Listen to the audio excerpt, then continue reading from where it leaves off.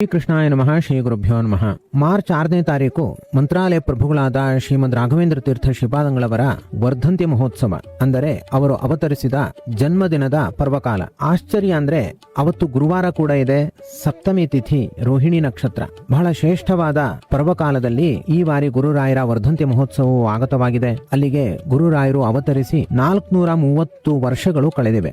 ಹಾಗೂ ಅವರು ಪಟ್ಟಾಭಿಷಿಕ್ತರಾಗಿ 404 ವರ್ಷಗಳಾಗಿವೆ. ಗುರುಸಾರ್ವಭೌಮರ ಈ ಪಟ್ಟಾಭಿಷೇಕದ ಮಹೋತ್ಸವವು ಮಾರ್ಚ್ 1ನೇ ತಾರೀಕು ಬಿದಿಗೆ ಅವತ್ತು ಪ್ರಾಪ್ತವಾಗಿದೆ. ಅಂದ್ರೆ ಫೆಬ್ರವರಿ 28ನೇ ತಾರೀಕಿನಿಂದ ಮಾರ್ಚ್ 6ನೇ ತಾರೀಕಿನ ತನಕ ಗುರುರಾಯರ ಸಪ್ತೋತ್ಸವದ ಪರ್ವಕಾಲ.